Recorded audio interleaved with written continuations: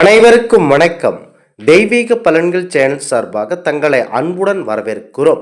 இன்று நம் காணொலியில் காண விரும்புவது ஆருத்ரா தரிசனமும் ஆடல் அரசர் சிறப்புகளை பற்றி இந்த காணொலியில் விரிவாக பார்க்கலாம். வாருங்கள் காணொலிக்கு செல்லலாம். மறக்காமல் ஒரு சப்ஸ்கிரைப் செய்யவும்.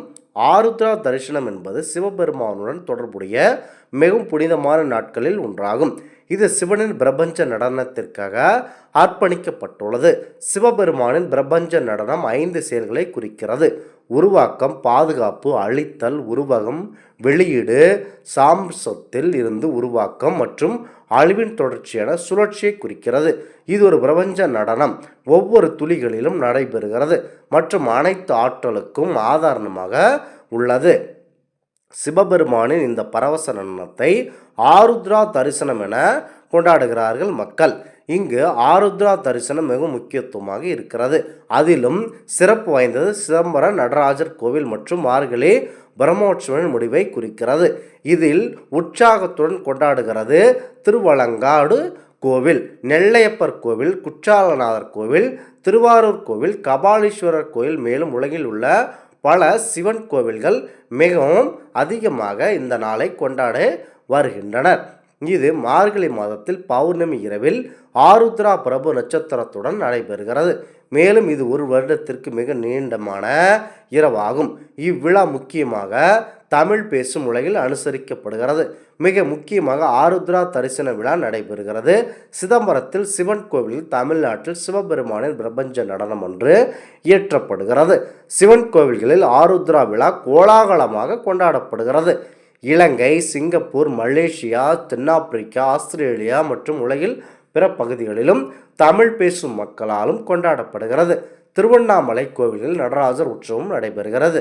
தமிழ் மாதங்களில் மார்கழியில் நடராஜர் சிவபெருமானின் பிரபஞ்ச நடனத்தை கொண்டாடும் ஆருத்ரா தரிசனம் விழா நடராஜருக்கு உற்சவமாக அனுசரிக்கப்படுகிறது.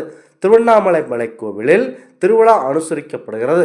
திருவண்ணாமலை அருணாச்சலேஸ்வரர் கோவில் மார்கழி மாதத்தில் ஆருத்ரா நட்சத்திரம் வரும்போது அன்றைய தினம் கோவில் சிறப்பு பூஜைகள் மற்றும் வழிபாடுகள் நடைபெறுகின்றன.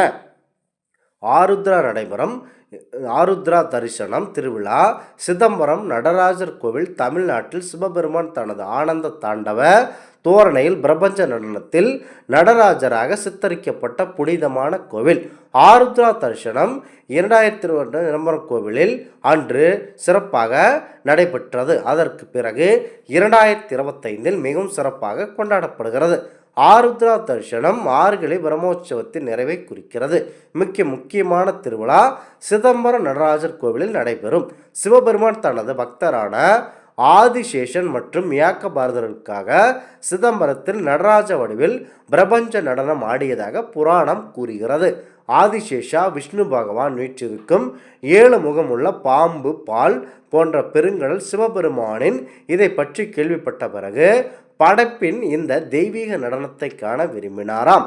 வியாக்கபாரதர் ஆனந்த தாண்டவத்தை காண தவம் மற்றும் தவங்களை செய்த சிவபக்தர் சிவபெருமான் அவர்களின் வேண்டுதல் நிறைவேற்றி சிதம்பரத்தில் இந்த திருநடனத்தினை ஆடி நிறைவேற்றினார்.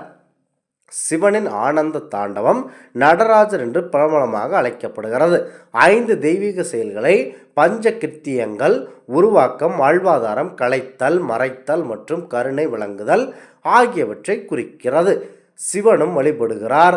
சிதம்பரம் கோவிலில் ஆகாசலிங்கமாக உருவமற்ற வடிவில் இது பிரபல சிதம்பர நடராஜர் சிதம்பர ரகசியம் என்று அழைக்கப்படுகிறது. இங்கு மிக சிறப்பாக இந்த கோவில்களில் நடைபெறுகிறது. காஷ்மீக நடன கலைஞராக சிவபெருமான் நடராஜர் உருவம் இந்து மதத்தின் மிக சிறந்த பிரதிநிதித்துவங்களில் ஒன்றாகும்.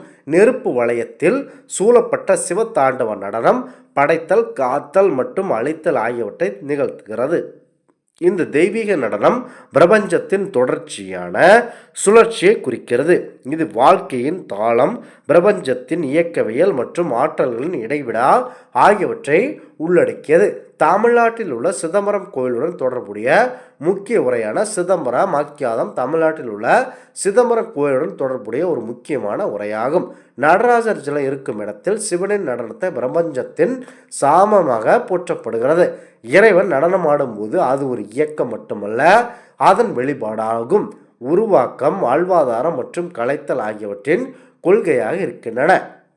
இந்த ஆன்மீக தகவல் உங்களுக்கு பிடித்து இருந்தால் தெய்வீக பலன்கள் சேனலை கண்டிப்பாக சப்ஸ்கிரைப் செய்து கொள்ளவும். மீண்டும் ஒரு நல்லதொரு காணொலியில் உங்களை சந்திக்கிறோம். நன்றி, வணக்கம்.